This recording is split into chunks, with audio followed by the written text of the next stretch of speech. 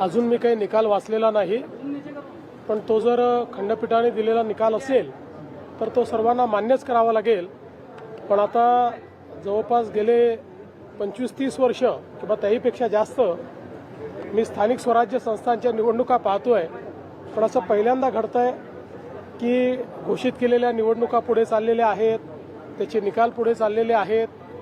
मला असं वाटतं की एकूणच ही जी काही सगळी पद्धती आहे ही पद्धती काही फार योग्य वाटत नाही।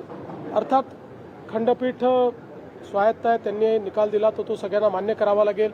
इलेक्शन कमिशनही स्वायत्त आहे, पण यातनं जे उमेदवार आहेत, जे मेहनत करतात, इतके दिवस प्रचार करतात, त्या सगळ्यांना एक प्रकारे त्याचा भ्रमनिरास होतो आणि सिस्टीमच्या फेलियरमुळे त्यांची काही चूक नसताना त्या ठिकाणी अशा पद्धतीनं या सगळ्या गोष्टी होणं काही योग्य नाही आहे।